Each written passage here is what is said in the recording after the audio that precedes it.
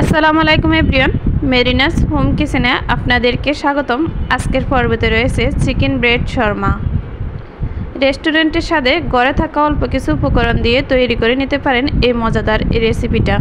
সকাল বা বিকালের নাস্তা অথবা বাচ্চাদের টিফিনের জন্য তৈরি করে নিতে পারেন এই মজাদার এই রেসিপিটা। চলুন আর কথা না বাড়িয়ে চলে যাব মূল রেসিপিতে।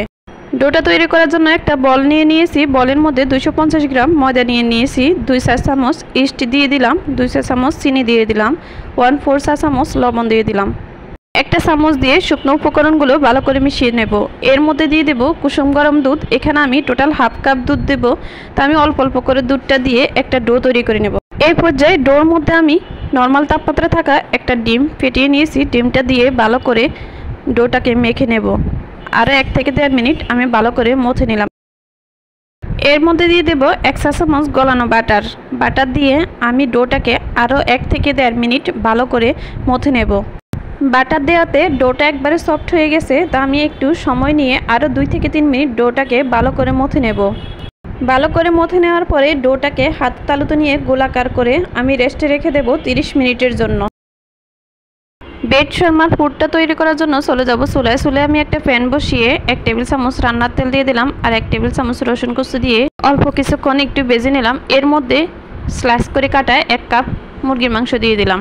এর মধ্যে দিয়ে দেব 1 চা চামচ রসুন আর আদা বাটা, 1 চা চামচ গোলমরিচের গুঁড়া, হাফ চা চামচ লবণ আর হাফ চা চামচ গরম মশলার গুঁড়া দিয়ে ভালো করে 2 থেকে 3 মিনিট আমি এই উপকরণগুলো ভালো করে ভেজে নেব। এখন দিয়ে দিলাম হাফ চা চামচের মতো লাল মরিচের গুঁড়া দিয়ে আরও একবার সবগুলো উপকরণ একসাথে মিশিয়ে নিলাম। আরও 1 থেকে 1.5 মিনিট একটু ভেজে নিলাম। অনেকটা সিদ্ধ হয়ে আসার পরে এর মধ্যে আমি দিয়ে দিলাম 1/3 কাপ গাজর কুচি, 1/3 কাপ ক্যাপসিকাম কুচি, 1 টেবিল চামচ কাঁচামরিচ কুচি আর 2 চা চামচ সয়া সস দিয়ে সবগুলো উপকরণ একসাথে ভালো করে মিশিয়ে আরও 1 থেকে 1.5 মিনিট আমি ভেজে নেব। এই পুরটা একটু আঠালো করার জন্য আমি এখানে 1 চা চামচ ময়দা দিয়ে দিলাম আর 2 চা চামচ পানি দিয়ে দিলাম। দিয়ে ভালো করে মিশিয়ে নিলাম। আরও 1 থেকে 1.5 মিনিট একটু ভেজে নেব। দেখুন অনেকটা আঠালো হয়ে গেছে। তো আমি এই পর্যায়ে নামিয়ে নেব। নামিয়ে একটু ঠান্ডা করে নেব। ঠান্ডা করে এর মধ্যে আমি এখানে 2 টেবিল চামচ মেয়োনিজ দিয়ে দিলাম। দিয়ে দেব 1.5 টেবিল চামচ টমেটো সস দিয়ে সবগুলো উপকরণ একসাথে একটা চামচ দিয়ে ভালো করে মিশিয়ে নেব।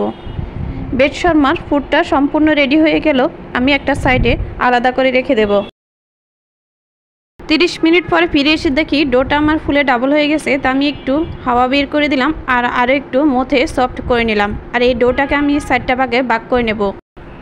4 ভাগে ভাগ করা এই ডোটাকে আবারও আমি হাতের তালুতে করে গোলাকার করে একটা বলের মধ্যে রেখে দেব। আর এখান থেকে একটা ভাগ ডো নিয়ে আমি একটা রুটি বানিয়ে নেব। রুটিটা ঠিক একবারে দলও না আবার একবারে পাতলাও না, এমন হবে। ঠিক শর্মা রুটি যেমন হয় ঠিক এমনই হবে। তো এই পর্যায়ে চলে যাব চুলায়। চুলায় আমি একটা প্যান বসিয়ে অলরেডি লো হিটে প্যানটাকে যথেষ্ট পরিমাণ হিট করে নিয়েছি। আর এখানে রুটিটা দিয়ে দিলাম। রুটিটা যেন না ফুলে এই কারণে আমি একটা কাঁটা চামচ দিয়ে রুটিটার মধ্যে দাগ কেটে দিলাম। আর অল্প কিছুক্ষণ সময় যেমন 15 থেকে 20 সেকেন্ডের মতো এক ফিট করে আমি উল্টে রুটিটাকে ভালো করে বেক করে নেব। এরপরে রুটিটা আমি নামিয়ে নেব। এভাবে আমি এক এক করে সবগুলো রুটি বেক করে নেব। আর এখন এর মধ্যে একটা রুটি নিয়ে নিলাম। রুটিটার মধ্যে যথেষ্ট পরিমাণ শর্মার পুর দিয়ে আমি রুটিটা এক পাশ থেকে উল্টে আরেক পাশ থেকে চেপে আমি 2 পাশে 2টা টুথপিক দিয়ে আটকে দেব। এ তো তৈরি হয়ে গেল আমার চিকেন ব্রেড শর্মা। এভাবে এক এক করে আমি সবগুলো চিকেন ব্রেড শর্মা তৈরি করে নেব। আপনাদের সুবিধার্থে আমি আরেকটা তৈরি করে দেখিয়ে দিচ্ছি কিভাবে তৈরি করতেছি, দেখে বুঝতেছেন। তো এক এক করে আমার সবগুলো শর্মা তৈরি করা হয়ে গেল। আশা করি রেসিপিটা আপনাদের কাছে খুবই ভালো লাগবে। এই রেসিপিটা যদি ভালো লেগে থাকে অবশ্যই একটা শেয়ার করে দিবেন। আর আপনারা চাইলে এভাবেও রাখতে পারেন, চাইলে মাঝখান দিয়ে 2 ভাগে ভাগ করে নিতে পারেন। তো আজকের মতো রেসিপিটা এই পর্যন্ত। যদি ভালো লেগে থাকে অবশ্যই একটা শেয়ার করে দিবেন আর একটা লাইক একটা কমেন্টস করে পাশে থাকবেন। সবাই ভালো থাকবেন, সুস্থ থাকবেন। আল্লাহ হাফেজ, আসসালামু আলাইকুম।